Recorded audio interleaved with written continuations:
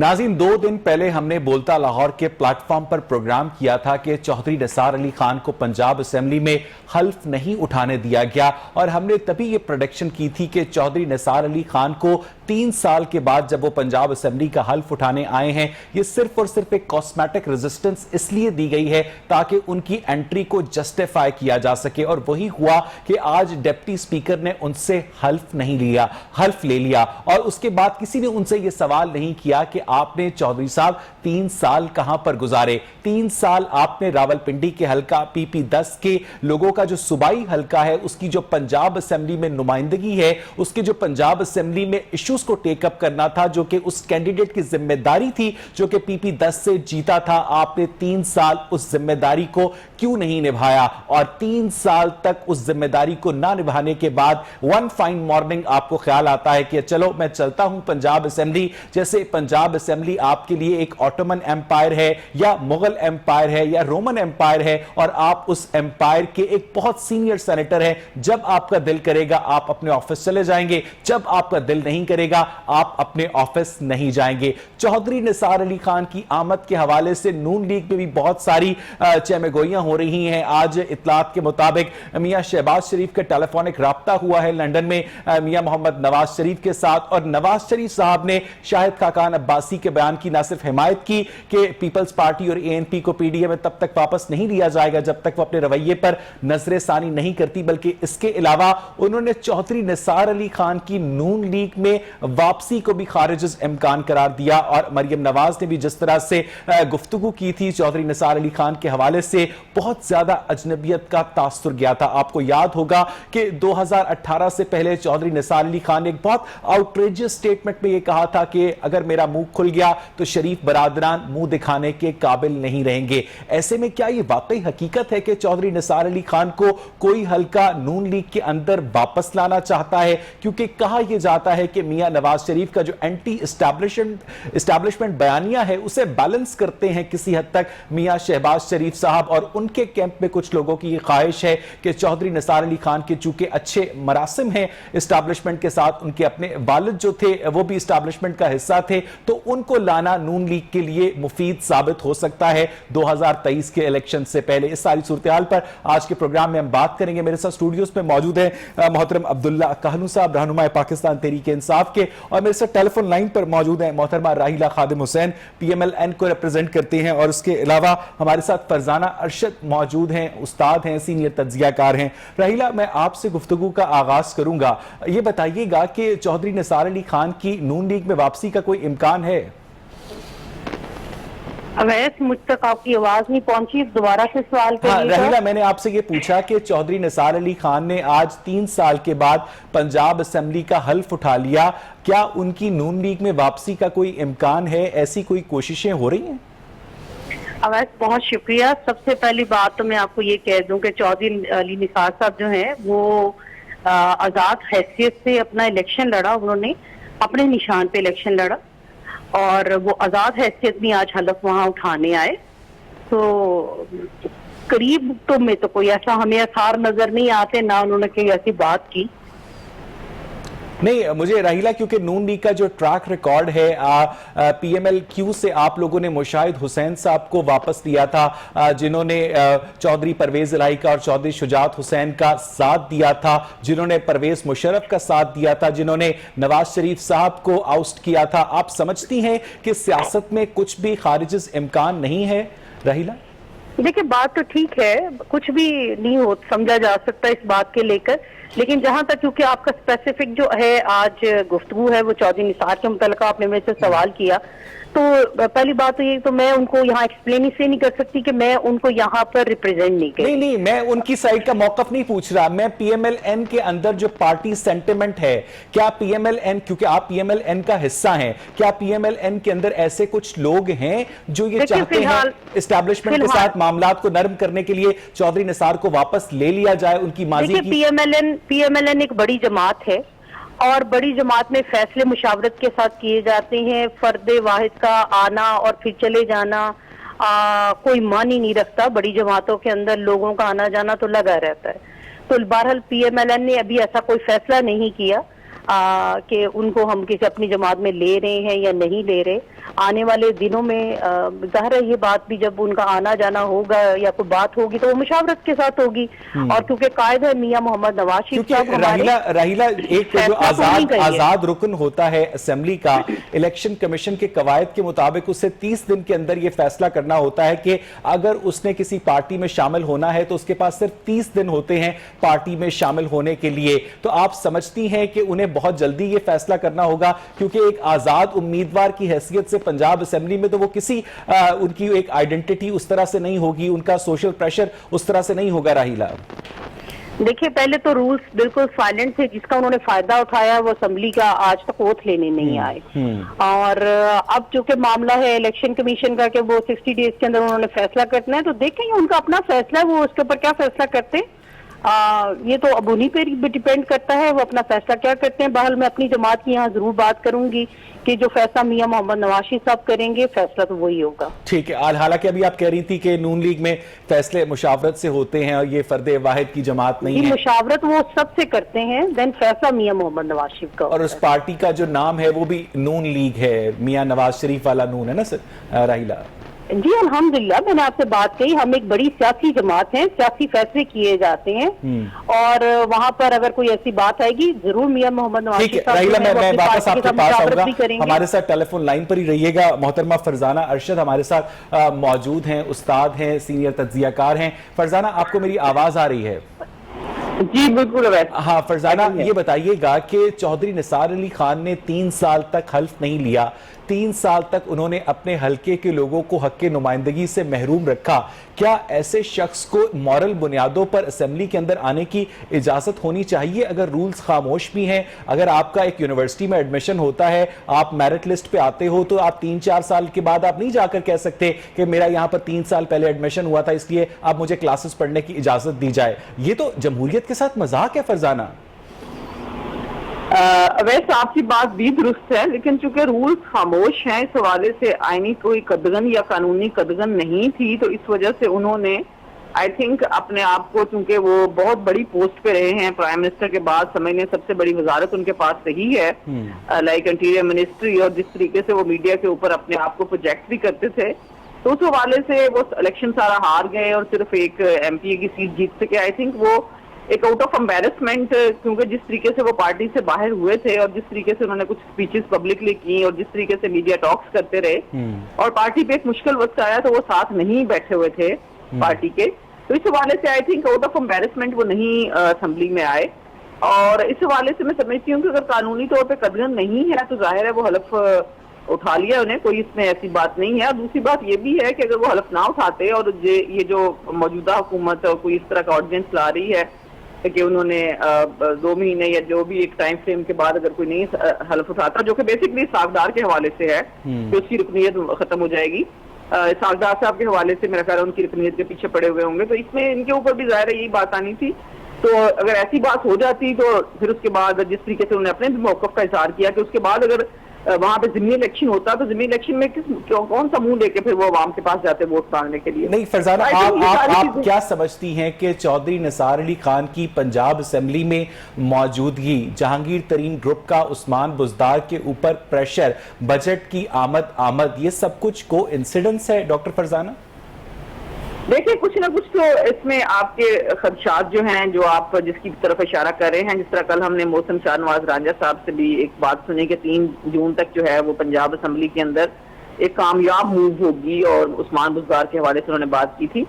तो I think 3 जून अब ज्यादा दूर नहीं है, लेट्स सी व्हाट हैपन्स। मेरा भी ख्याल ये है कि पंजाब असेंबली के अंदर और पंजाब गवर्नमेंट के हवाले से पावरफुल सर्कल जो हैं जिन्होंने मौजूदा हुकूमत को जो लेके आए हैं, और जाहिर एक वाज़ेह सी बात है कि मौजूदा हुकूमत के अंदर डीप स्टेट का बहुत रोल है, तो वो भी खुश नहीं है, क्योंकि पंजाब ना सिर्फ सबसे बड़ा सूबा है बल्कि आधे पाकिस्तान की रिफ्लेक्शन होने की वजह से जो तबाहकारी यहाँ पे पिछले 3 सालों में देखी गई है। खान साहब जो मर्जी तकरीरें करते रहे, लेकिन प्रैक्टिकल सिचुएशन तो आप भी लाहौर में डॉक्टर फरजाना, मैं वापस आपके पास आऊंगा। Abdullah Kalu, thank you so much for your patience, क्योंकि आप हमारे साथ स्टूडियोज में थे इसलिए मुझे तसल्ली थी कि आपकी टेलीफोन लाइन कट नहीं होगी। मुझे ये बताइएगा कि चौधरी निसार अली खान जैसा स्टेचर का आदमी, ठीक है कि अब ये बहस पीछे रह गई है कि उन्हें हल्फ उठाना चाहिए था या नहीं चाहिए था, रूल्स अगर खामोश हैं तो क्यों खामोश खामोश हैं, उनकी पंजाब असेंबली में मौजूदगी एज अ पॉलिटिकल स्टूडेंट आप क्या समझते हैं कि एज एन इंडिपेंडेंट मेंबर वो वहां पर सस्टेन कर पाएंगे, और उनके पास क्या ऑप्शंस हैं अगर चौधरी निसार पंजाब असेंबली में रहना चाहते हैं? अब्दुल्ला जी, बिस्मिल्लाहिर्रहमानिर्रहीम। पहले तो मैं समझता हूँ कि चौधरी निसार साहब एक बड़े सीनियर और सीजन पॉलिटिशियन हैं जी। उन्होंने बिल्कुल रूल्स का उन्होंने फ़ायदा उठाया और असेंबली में पार्टेक नहीं किया, लेकिन अब उनके लिए क्या ऑप्शंस हैं? उन्होंने अब ओथ ले लिया है, अब सिर्फ वही जान सकते हैं कि वो शायद ट्रेजरी बेंचेस में आके बैठ जाएं या अपोजिशन में as a stand alone member रहें या किसी पार्टी को शामिल कर लें। ये उनके पास ऑप्शन है कि विद इन 30 डेज किसी पार्टी को शामिल कर लिया जाए। अगर नहीं करना चाहते तो वो इंडिपेंडेंट भी रह सकते हैं, क्योंकि वो पीटीआई में जाते हैं बड़े अजीब लगेंगे, नून लीग में जाते हैं जहां पर leader of the opposition Hamza Shahbaz हैं, तो वो जाहिर है हमजा शहबाज को कल का बच्चा समझते हैं, तो उनकी जो मौजूदगी है उनकी पार्टी में, किसी भी पार्टी के अंदर जो इक्वेशन है, आप समझते हैं कि एडजस्ट हो पाएगी अब्दुल्ला? और क्या चौधरी निसार को जहांगीर तरीन ग्रुप की एमा पर तो नहीं लाया गया ताकि उस्मान बुज़दार साहब के ऊपर प्रेशर बिल्डअप किया जा सके? नहीं, बिल्कुल नहीं, ये एक बिल्कुल सही बात नहीं है। चौधरी निसार साहब ने एडवांटेज लिया इस चीज़ का, रूल्स का। आपने सुना होगा राइट, अभी मैं बताता हूँ अभी प्रेसिडेंशियल ऑर्डिनेंस पास होने जा रही है जिसमें यह है कि अगर एमपीए इलेक्ट या एमएनए इलेक्ट एक डिफाइंड पीरियड ऑफ टाइम में असेंबली ना ज्वाइन करेगा, वो डिस्क्वालीफाई हो सकता है। तो उस चीज़ से बचने के लिए इन्होंने ये पेशकश की है मेरे मुताबिक इस असेंबली में आके शामिल होने के, वरना वो अगर बैठे रहते एक और साल बैठे रहते। लेकिन उस नेशनल असेंबली डिसॉल्व हो चुकी है, नेशनल असेंबली इज इन तो फिर ये ऐवान सदर को ऑर्डिनेंस फैक्ट्री बनाने की क्या तुक है अब्दुल्ला? देखिए, वैसा ये हमने पिछले प्रोग्राम में भी ये बात कवर की थी कि ऑर्डिनेंस क्यों पास हुआ है। नेशनल असेंबली में आपको पता है कि किस तरह की पॉलिटिक्स खेली जा रही है। जब भी गवर्नमेंट के बिल्स आते हैं तो वॉकआउट हो जाता है या शोर मच जाता है। ये जो हमारी जो पीडीएम जो फिर बनने से जा रही है, इसका आपके पास तो मेजॉरिटी है ना नेशनल असेंबली में, जिसकी वजह से आप लोगों का अपना प्राइम मिनिस्टर है, तो जो लोग उसको एतमाद का वोट दे सकते हैं आपके लीडर ऑफ द हाउस को, वो ये बिल भी पास कर सकते हैं। उनको आप बुला के, अगर सारी ऑपोजिशन एब्सेंट भी हो तो, लेकिन ये जो पार्लियामेंट को बार बार बाईपास करते हैं आप लोग, जिससे ये तासुर जो कि मगरबी मीडिया देता है कि पाकिस्तान की पार्लियामेंट से असल फैसले कहीं बाहर होते हैं, जिसका हवाला डॉक्टर फरजाना ने भी अपनी गुफ्तगू में दिया, वो तासुर मजीद तकवीयत पकड़ता है ना अब्दुल्ला? नहीं, बिल्कुल नहीं पकड़ता, क्योंकि ऑर्डिनेंस की इटसेल्फ जो है शेल्फ लाइफ है वो 6 महीने है। 6 महीने में गवर्नमेंट जो है इनिशिएटिव लेके आ सकती है कि वो बैठे और इस बिल को पास करवाए नेशनल असेंबली में भी और सेनेट में भी। तो मेरे मुताबिक एक बहुत अच्छी मूव है कि एक ऑर्डिनेंस इस तरह की पास हुई है, क्योंकि अकॉर्डिंग टू माई व्यू जमहूरियत जो थी पीपी दास में पिछले 3 सालों से फौत हो चुकी थी। शुक्र अल्हम्दुलिल्लाह पीपी दास के जो नुमाइंदे हैं चौधरी निसार साहब ने आज ओथ ले लिया है। और उस मैं वापस आपके पास आऊंगा अब्दुल्ला। राहिला खादिम हुसैन, आपको मेरी आवाज आ रही है? राहिला, आपको मेरी आवाज आ रही है? जी, मैं सुन सकती हूँ। राहिला, राजा रियाज साहब ने जहांगीर तरीन के हवाले से अल्लाह ताला का शुक्र अदा किया है कि सेनेटर अली जफर की रिपोर्ट के मुताबिक एफआईए की रिपोर्ट गलत थी। एफआईए एक वफाकी तहकीकाती इदारा है और उसकी रिपोर्ट को कलअदम करार देने का इख्तियार क्या अली जफर के पास है? और अगर एक रुकने पार्लियामेंट एफआईए की रिपोर्ट को कलअदम करार दे सकता है तो माशाल्लाह आपके पास बहुत सारे अरकान पार्लियामेंट हैं, आप भी नैब की रिपोर्ट्स को कलअदम करार देकर अपने सारे साथियों को वापस ला सकते हैं। राहिला, अवैस, ये 22 साल से यही बात हम सुनते आ रहे थे इनकी तहरीक की कि जनाब हम इदारों को मजबूत करना चाहते हैं। इनकी मौजूदगी के अंदर जो नैब की सूरत हाल है वो आपके सामने है। एफआईए की अभी ताज़ा सूरत हाल आपके पास आ गई। अपने ही जिन लोगों को ये बार बार माफिया, चोर, डाकू कह रहे थे, अपने ही लोगों को उनके ऊपर अपॉइंट करके उनसे रिपोर्ट तैयार करवा के उनको एनआरओ दे दिया। वो जो एनआरओ बार बार की बात करते थे ना इमरान खान साहब, वो अपोजिशन के लिए हमने मांगी ना इनको देने का कोई इख्तियार था, तो जनाब एनआरओ तो अपने लोगों को ये दे रहे। रोजाना की बुनियाद पर ये हमें कहानी सुनाया करते थे कि जनाब हम तो इदारों को बहुत मजबूत करने जा रहे हैं। आज अपने ही इदारे के मुतलका ये बात करे कि जनाब उन्होंने एफआईआर गलत काट दी। मेरे लोग तो बड़े नीट क्लीन थे, ये देखो मैं तो सफाई करके वापस आ गया और ये देखो मेरे लोग कितने आला है। यानी कि जो एफआईए ने काटी इनके ऊपर एफआईआर, एफआईए ने आज वो कैसे गलत हो गई? डॉक्टर फरजाना अगर आप इसके ऊपर अपना इनपुट दे दें। डॉक्टर के ऊपर प्रेशर नहीं आया था तब तक आप तो कह रहे थे कि जहांगीर तरीन एक माफिया है, आपने उसके खिलाफ केसेस बना दिए, और जब आप वो माफिया ने आपके ऊपर प्रेशर बढ़ाया, आपने बिल्कुल सही बात है डॉक्टर फरजाना। जब जहांगीर तरीन ग्रुप फॉर्मेशन होती है, उसके बाद बाकायदा गवर्नमेंट को थ्रेट किया जाता है, तो उसके बाद एक रुकने पार्लियामेंट को अपॉइंट करके एक फेडरल इन्वेस्टिगेशन एजेंसी की रिपोर्ट को कलअदम करार देना, ऐसा कोई प्रेसिडेंट है पाकिस्तान की हिस्ट्री में? इसकी कोई लीगल वैल्यू है डॉक्टर फरजाना? है कि ऐसी अनहोनियां कभी आपने पाकिस्तान की तारीख में इससे पहले देखी हैं जो आजकल नजर आ रही हैं?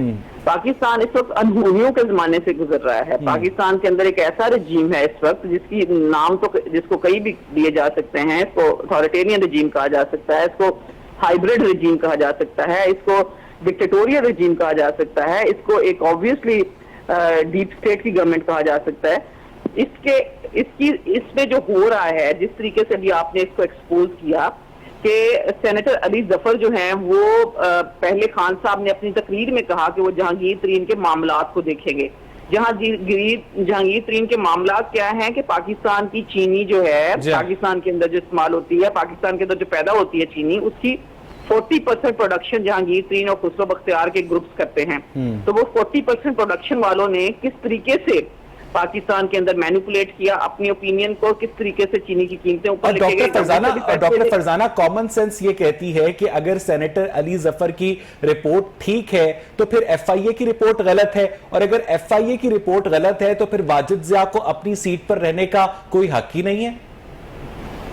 देखिए, वाजिद ज़िया साहब को तो नवाजा गया ना उनकी वो जीआईटी रिपोर्ट की वजह से। वो तो 10 वॉल्यूम लिख के ले आए थे, वो जो आसमान से शायद फरिश्ते उन्होंने मंगवा लिए थे, इतने बड़े बड़े वॉल्यूम संदूकों के अंदर जो उन्होंने 15-20 दिनों में रखा, दो महीने के अंदर जो उन्होंने लिख लिए थे।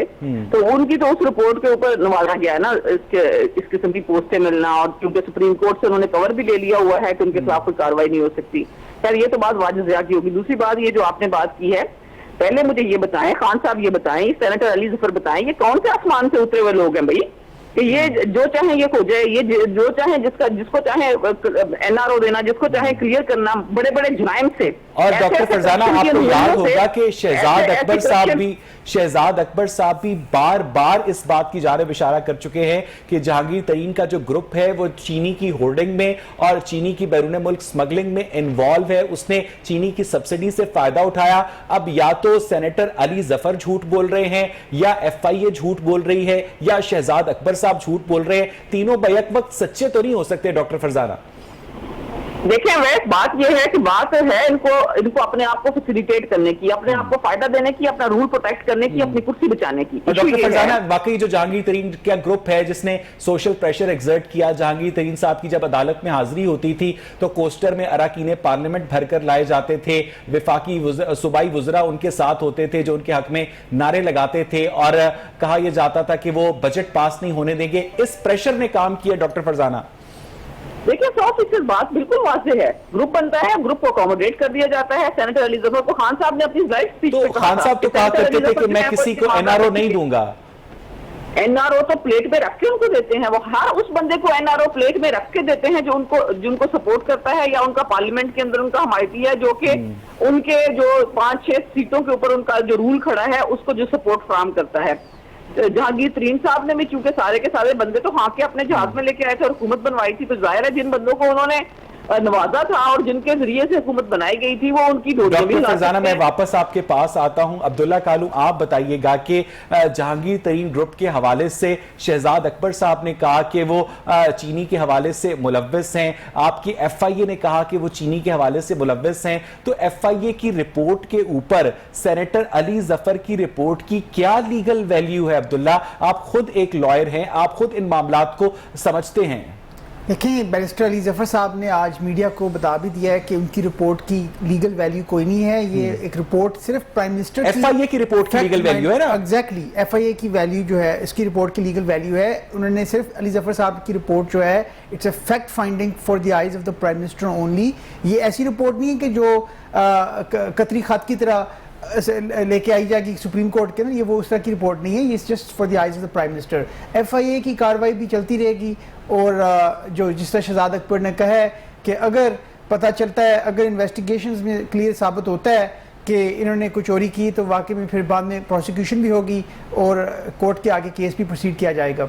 नहीं, ये जो राजा रियाज साहब बड़े फख्र से कह रहे हैं कि सेनेटर अली जफर की रिपोर्ट ने एफआईए के मुंह पर एक तमांचा मारा है, एफआईए को तहकीकात बंद कर देनी चाहिए, इस तरह का पॉलिटिकल प्रेशर कानून नाफिज करने वाले इदारों पर, अगर एफआईए की रिपोर्ट गलत है तो जिन लोगों ने गलत रिपोर्ट सबमिट की है अब्दुल्ला कालू, उसूली तौर पर आप लोगों को उन्हें मुअत्तल करना चाहिए, उनसे इस्तीफा लेना चाहिए। वो भी अपने ओहदे पर काम कर रहे हैं, उनको गलत कहने वाले भी अपने साथ। ये हो क्या रहा है इस मुल्क में अब्दुल्ला? वह सब देखिए, अदारे इस मुल्क में अभी इस वक्त आजाद हैं, पहले आजाद नहीं थे, बहुत ज्यादा आजाद हैं, अब आजाद हैं, बहुत ज्यादा आजाद हैं। और देखें ना कि इन्वेस्टिगेशन चल रही है, सिटिंग जो है तरीन साहब के खिलाफ चल रही है, तो ये इट्स इन इटसेल्फ बताता है कि अकाउंटेबिलिटी प्रोसेस जो है it is free fair process है।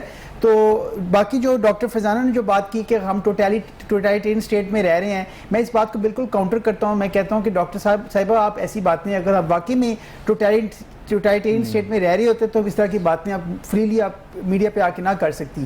तो we living in a free and democratic country, और इसमें everyone is allowed to express their opinions, जिस तरह आप भी जाहिर किया, आपने भी किया है, रहीला मैडम ने भी किया और मैं भी कर रहा हूँ। तो आप प्लीज इस चीज में। अच्छा, अगर हम टोटलिटेरियन स्टेट में नहीं रह रहे तो असद अली तूर का वाकया तो 2 दिन पहले पेश आया है, अबसार आलम के हवाले से और मोतीउल्लाह जान के हवाले से कुछ तहकीकात में पेशरफ्त हुई?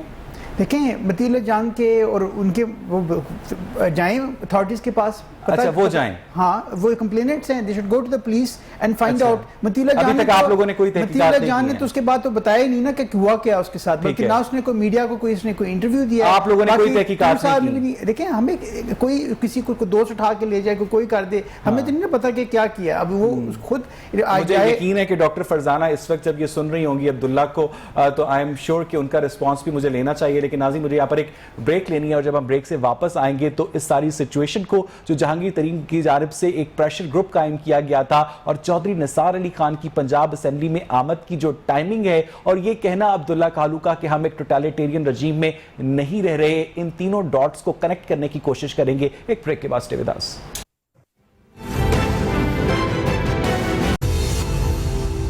वेलकम बैक नाज़रीन। ब्रेक पर जाने से पहले हम बात कर रहे थे मुल्की सियासत के तनाजुर में कि चौधरी निसार अली खान को ऐसे वक्त में पंजाब असेंबली लाया गया है जहां इस वक्त जहांगीर तरीन ग्रुप पूरी तरह से अपना प्रेशर एग्जर्ट कर रहा है फेडरल गवर्नमेंट के ऊपर, प्रोविंशियल गवर्नमेंट के ऊपर। ना सिर्फ जहांगीर तरीन ग्रुप प्रेशर एग्जर्ट कर रहा है बल्कि उनके लोग खड़े होकर टीवी के ऊपर शिकवा करते हैं कि उस्मान बुज़दार साहब के कहने पर हमारे अफसरान की ट्रांसफर पोस्टिंग की जा रही है। डॉक्टर फरजाना, आपने अल्फाज पर गौर किया कि जहांगीर तरीन ग्रुप को शिकवा है कि उस्मान बुज़दार साहब उनके अफसरान की ट्रांसफर पोस्टिंग कर रहे हैं। ये हो क्या रहा है इस मुल्क में डॉक्टर फरजाना?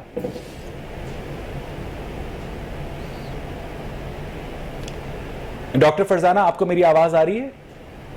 मुझे लगता है कि डॉक्टर फरजाना मेरे साथ इस वक्त टेलीफोन लाइन पर मौजूद नहीं है। राहिला खादिम हुसैन, आप मुझे सुन सकती हैं? जी मैं सुन सकती हूं। हाँ राहिला, मैं आपसे यही सवाल करना चाहूंगा कि जहांगीर तरीन ग्रुप टेलीविजन के ऊपर खड़े होकर शिकवा करता है कि उस्मान बुज़दार साहब के कहने पर हमारे अफसरान की ट्रांसफर पोस्टिंग की जा रही है, उन्हें तंग किया जा रहा है। पाकिस्तान के अंदर सरकारी अफसरान इस तरह से पार्लियामेंटेरियंस की जाती जागीर होते हैं? देखिए, इन्होंने जो अपना प्रेशर डाला था ना, वो 2 से 3 चीजों का था। अवैध नंबर 1 था कि जहांगीर तरीन के ऊपर जो केसेस हैं उसको आप खत्म करें। नंबर 2, आप हमें फंड्स दें, तरक्याती फंड दें। और नंबर 3 यही था कि कोई ना कोई ऐसा डिप्टी सेक्रेटरी हमें अपॉइंट करके दें जो हमारी ट्रांसफर पोस्टिंग जो है वो फिल 4 जो की जाए, अब जो इन अफसरान की हम कहें डीपीओज हमारी मर्जी के लगे। तो ये सारा कुछ तो उनका था, क्योंकि जूतियों में अब दाल बट रही है। और यही मुतालबा कुछ अरसे पहले चौधरी परवेज इलाही और चौधरी शुजात हुसैन का भी था। जी, वो अभी भी ये मुतालबात कर रहे हैं। अगर आप देखें तो इस सारे वाकये के अंदर जो थे परवेज इलाही साहब, उन्होंने भी अपना पूरा हिस्सा डाला और कहा जी कि जो वादे हमसे किए गए थे जब हमने इनको ज्वाइन किया था इस हुकूमत को, तो आज तक तो हमारे वादे पूरे नहीं किए गए। तो वो वादे कौन से थे? वो वादे यही थे कि जनाब हमारे हमें फंड्स दिए जाए, हमारे डीपीओ हमारी मर्जी के हों, हम अपनी यहाँ पर पटवारी अपने तहसीलदार लगवाएं। तो ये सारे तो उनके अपने मर्जी के काम थे, उनके ऊपर प्रेशर डाला जाता है। पहले बात तो वैसे मुझे ये बताइए, पहले दिन से पाकिस्तान में हुकूमत किसकी है आज तक हम उसको नहीं समझ सके। हुकूमत चला कौन रहा है? पंजाब के अंदर जो वर्स्ट किस्म की सिचुएशन में हम चले गए हैं, वफाक के अंदर भी आप देखें तो NFC वार्ड तो आज तक ना हो सके इन 3 सालों के अंदर। वफाक तो जोड़ने का इदारा समझा जाता है, इकाई समझी जाती थी, तो वो तो हमें खुद से बताए। ये मेरे भाई यहाँ PTI के बैठे बताए किसकी हुकूमत है पाकिस्तान के अंदर। हमें तो ना प्राइम मिनिस्टर यहाँ पे नजर आता है, मुश्किल हालात हो तो हाँ लेक्चर देने के लिए एक प्रोफेसर जरूर टीवी के ऊपर बैठ जाता है जो हमें ये बताता है, हाँ अब मैं आपको ये बताता हूँ, अब मैं आपको ये बताऊंगा और ये बताने जा रहा हूँ। हमें तो आज तक ना मुल्क में प्राइम मिनिस्टर नजर आया। अभी आपने डेंगू की सूरत हाल पंजाब के अंदर देखी, आपको वहां पर चीफ मिनिस्टर भी नजर नहीं आया। तो हमें तो ये भाई से पता करके दें कि हुकूमत किसकी है मुल्क के अंदर, ये चला कौन रहा है मुल्क। अब्दुल्ला कालू, अगर आप रिस्पॉन्स देना चाहें तो। पहले तो मुझे पता करके बताएं कि मियां नवाज शरीफ वापस कब आ रहे हैं इस मुल्क में, जो इस मुल्क से वो परवेज मुशर्रफ के साथ ही वापस आएंगे। जब हम इनसे कारकर्दगी मैं बता देता हूँ ना उन्हें, तो नहीं है ना, परवेज मुशर्रफ के साथ ही वापस आएंगे, दोनों को ले आए जी, जो एब्सकॉन्ड कर ले वापस। तो मुझे ये बताइएगा कि वो जो सवाल आपसे कर रही हैं राहिला कि इस वक्त मुल्क में हुकूमत किसकी है, हुकूमत चला कौन रहा है, आप कहते हैं कि हम किसी को NRO नहीं देंगे। जहांगीर तरीन के खिलाफ FIA की रिपोर्ट आती है पिछले साल 10 अप्रैल को, उसके ऊपर सख्त कार्रवाई करने का ऐलान किया जाता है, खुसरो बख्तियार का नाम आता है, उसके अलावा पावरफुल लोगों का नाम आता है, और उस रिपोर्ट को आपका अपनी पार्टी का बंदा जो है गलत करार दे देता है और उसको आप लोग, वो जो लोग हैं, अपनी अखलाकी फतह करार दे देते हैं। ये इस मुल्क में हो क्या रहा है अब्दुल्ला? देखिए, एक राजा रियाज साहब ने जो स्टेटमेंट दी है वो वही जानते हैं उन्होंने स्टेटमेंट क्यों दी, लेकिन मैं आपको ऑफिशियल पोजीशन बता रहा हूं कि जो सेनेटर अली जफर साहब की रिपोर्ट है, जिस तरह मैंने आपको पहले भी बताया कि उसकी लीगल वैल्यू इज मीनिंगलेस, कोई वैल्यू नहीं है उसकी। FIA की रिपोर्ट की लीगल वैल्यू है, वो कोर्ट में जाएगी। अली जफर साहब की रिपोर्ट है, ये सिर्फ for the eyes of prime minister Imran Khan Sahib है। अभी मैडम रहीला ने पूछा है किसकी हुकूमत है, बैंक को फिर से आगाह कर देता हूँ, हुकूमत इमरान खान की हुकूमत है, PTI की गवर्नमेंट है और कोalition गवर्नमेंट है। इसमें हमारे साथ परवेज साहब भी हैं और MQM भी हमारे साथ है। बाकी अब NRO की बात करती है, मैं आपकी याद दहानी कराता जाऊँ आपको, जब FATF की लेजिस्लेशन पास होने जा रही थी तो उस वक्त हमारे कुछ ऐसी पार्टीज थी, उसमें आपकी पार्टी भी थी, पीपल्स पार्टी भी थी, जिन्होंने ब्लैकमेल करने की कोशिश की थी हुकूमत को कि आप ऐसी कीजिए कि मनी लॉन्ड्रिंग की डेफिनेशन को चेंज कीजिए, उसके लिमिट्स को चेंज कीजिए, उसकी जो नंबर ऑफ ईयर्स जो है उनको कम कीजिए, कि 99 के बाद जो है वो एहतसाब शुरू हो। तो हम सब कुछ जानते हैं, NRO जिन लोगों ने लिया है उनको भी हम जानते हैं, जो अब अकाउंटेबिलिटी स्टार्ट हो चुकी है उसको भी हम ये बताइएगा कि पिछले दिनों उसकी मैं पिछले दिनों जुल्फी बुखारी साहब क्यों मुस्ताफी हुए? देखिए, जुल्फी बुखारी साहब ने एक अच्छा स्टेप लिया है। उन्होंने कहा है कि अगर मुझे इन्वेस्टिगेट किया जा रहा है, रावलपिंडी रिंग रोड स्कैम के अंदर मेरा नाम इम्प्लीकेट हो रहा है, तो आई विल स्टेप डाउन और पूरी अकाउंटेबिलिटी का प्रोसेस चलेगा। If I am found vindicated फिर वो रीइंस्टेट हो जाएंगे, वो फिर रीइंस्टेट हो जाएंगे। तो मैं ये बात इनको करता जाऊं, जिस तरह नदीम बाबर रीइंस्टेट हुए, जिस तरह जफर मिर्जा रीइंस्टेट हुए, जिस तरह आमिर कियानी रीइंस्टेट हुए, यानी आप लोगों ने तो ये मामूल बना लिया है कि जिसके मुतालिक कोई भी स्कैंडल सामने आता है चुपचाप इस्तीफा देकर वो साइड पर हो जाता है और अगला बंदा बारी लगाने आ जाता है।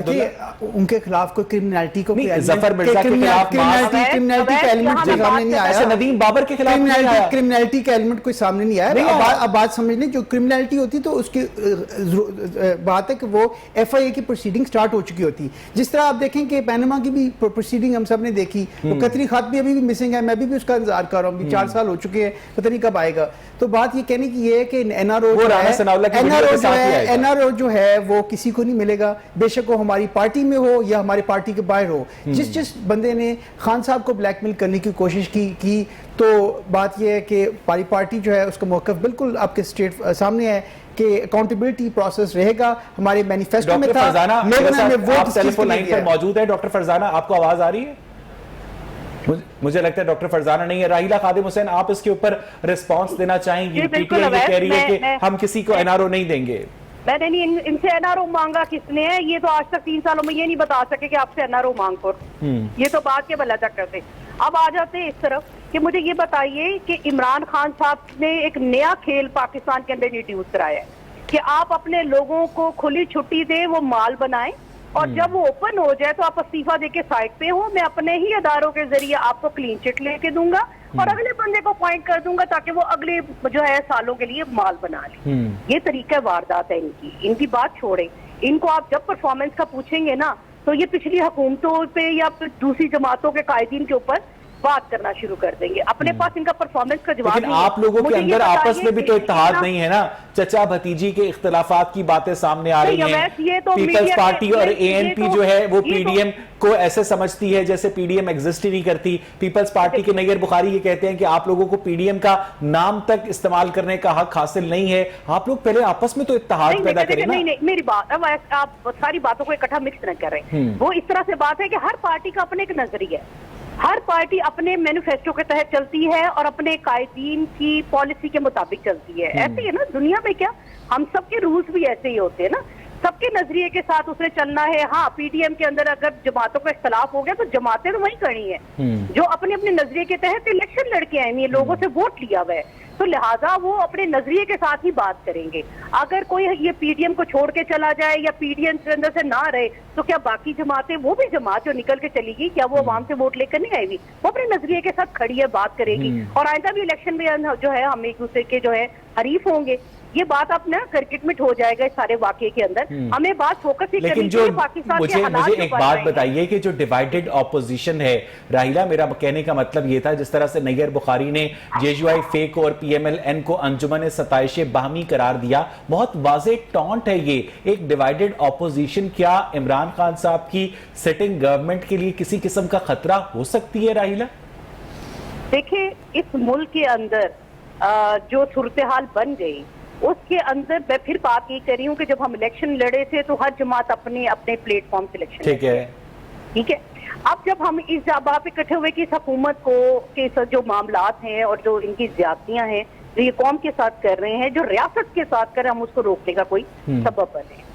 अब उसके अंदर देखिए, अगर वो अपने नजरिए के तहत समझते हैं कि उन्होंने जो रोल प्ले किया सेनेट के इलेक्शन के अंदर वो दुरुस्त था और हम कहते हैं वो गलत था, तो अब पीडीएम की तमाम जमातें जो है उनकी तरफ सवाल कर रही हैं कि आप जब हमारे साथ मिलकर चले थे तो आपके जरिए हमने ये बात नहीं, क्या मियां शहबाज शरीफ की ये ख्वाहिश है कि पीपल्स पार्टी और एएनपी पीडीएम में वापस आ जाएं राहिला? देखिए, इसमें ख्वाहिश की बात नहीं है। मियां शहबाज शरीफ ने अभी जो इशारा दिया वो एज ए अपोजिशन लीडर किया और तमाम जमातों को उन्होंने एक टेबल पे बिठाया क्योंकि वो अपोजिशन लीडर हैं कौमी असम्बली के अंदर, लिहाजा ये उनका। और कुछ लोग ये भी कह रहे हैं, कुछ लोग ये भी कह रहे हैं राहिला कि मियां शहबाज शरीफ साहब की ये भी ख्वाहिश है कि चौधरी निसार को भी वापस ले लिया जाए नून लीग में। देखिए, वो पार्टी के सदर हैं और वो विशावरत के साथ ही बात होगी उसके अंदर। अगर मियां शहबाज शरीफ साहब ऐसा कुछ सोचते हैं तो वो यकीनन अपनी जमात को इसके ऊपर एतमाद में लेंगे।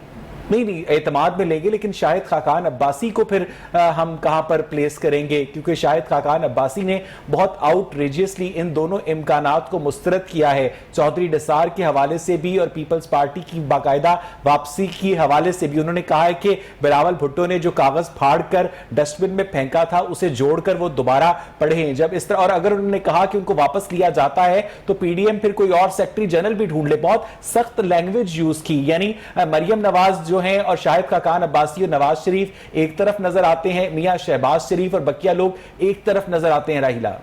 नहीं जी, आप ये तो ठीक है, खबर की हद तक तो आप ये चला लें इसको, लेकिन हमारी सारी जमात एक जगह पे खड़ी है। मैं फिर उसको क्लियर करूंगी कि वो जो इशाया था वो एज ए अपोजिशन लीडर मियां शहबाज शरीफ साहब ने होस्ट किया और तमाम जमातों को बजट के ऊपर भी जो है वो डिबेट के लिए वहां पर मौका मिला और तमाम लोगों ने आने वाले बजट के ऊपर भी उसके ऊपर बात। लेकिन उसके बाद उस इशाये के बाद जो खबरें आई उसमें बजट के हवाले से कोई तजावीज सामने नहीं आई।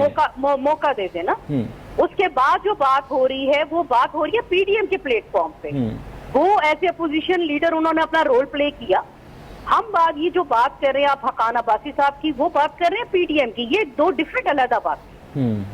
जब वो पीडीएम की बात कर रहे हैं तो यकीनन वहां पर सवाल भेजा गया पीपल्स पार्टी को कि आप इन सवालात का जवाब, यकीनन आप जब यहाँ बैठकर हमारे साथ फैसले कर रहे थे तो आपने इनमें से एक डिफरेंट फैसला किया, अब आप उसके जवाब दिए, तो वो जवाब तो फिर पीपल्स पार्टी को देना पड़ेगा। लिहाजा ये दो बातें हैं, दो जगहों पर हैं, उन्हें आपस में अगर मिक्स करेंगे तो फिर बात का कोई। ठीक है राहिला, मुझे यहाँ पर एक ब्रेक लेनी है और नाज़रीन हम ब्रेक से वापस आएंगे तो अब्दुल्ला कालू साहब से ये पूछने की कोशिश करेंगे कि पंजाब असेंबली का जो आने वाला बजट सेशन है, ये जो हालिया सियासी तब्दीलियां हैं, प्रेशर ग्रुप्स का कयाम है, क्या ये उस बजट सेशन को मुतासर करेगा? इस पर बात करेंगे एक ब्रेक के बाद। Stay with us. हम बात कर रहे थे मुल्की सियासत के हवाले से। राहिला खादिम हुसैन, आपको मेरी आवाज आ रही है? राहिला खादिम हुसैन, आपको मेरी आवाज आ रही है? जी जी अवैध। राहिला, इतलात के मुताबिक चौधरी निसार अली खान ने सरदार अयाज सादिक के साहबजादे से मुलाकात की है। इस मुलाकात की भी कोई जस्टिफिकेशन होगी शहबाज शरीफ साहब के इशाइये की तरह आपके पास? नहीं अवैध, अब वो जिससे मुलाकात करेंगे तो पीएमएलएन क्या उसकी जस्टिफिकेशन देती फिरेगी? उनकी पुरानी यारियां दोस्तियां हैं इस जमात के अंदर, वो तो आजाद है, जिसे मर्जी मिले, कोई पाबंदी तो नहीं है उनसे मुलाकात की। तो इसकी जस्टिफिकेशन वो आप वो दिन में ना जाने वो कहाँ किस किस से मिलके गए होंगे, तो क्या पीएमएलएन उसकी जस्टिफिकेशन? अच्छा, आपके ख्याल में राहिला, आप एक पॉलिटिकल वर्कर हैं, 3 साल तक क्या चौधरी निसार ने सिर्फ इस गम में हल्फ नहीं उठाया कि मैं विफाकी वजीर दाखिला, इतना पावरफुल पर्सन, मेरे कहने के ऊपर पूरे मुल्क में काम होते थे और मैं नेशनल असेंबली की सीट हार गया जो मैंने 1988 से लेकर 2017 तक 2018 तक रिटेन की थी, क्या इस गुस्से में उन्होंने हल्फ नहीं उठाया?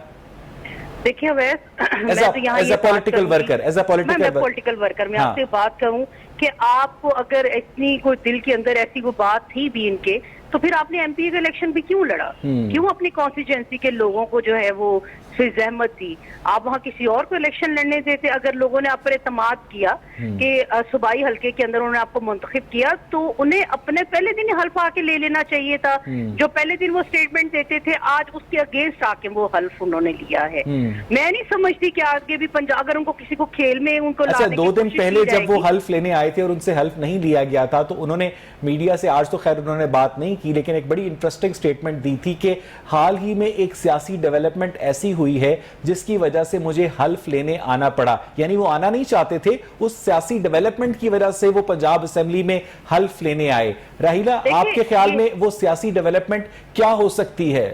देखिए मेरी बात सुने अवैध, ये तो उनके हल्के के लोग और ये स्टेटमेंट सुन रहे हैं, तो उनको भी अपनी जो सिलेक्शन है उसको रीशफल कर लेना चाहिए, रिकंसिडर कर लेना चाहिए कि उन्होंने जिस आदमी को मुंतखब किया वो तो हल्फ ही लेने नहीं जा रहे, तो उनको ऐसे आदमी को मुंतखब नहीं करना चाहिए था।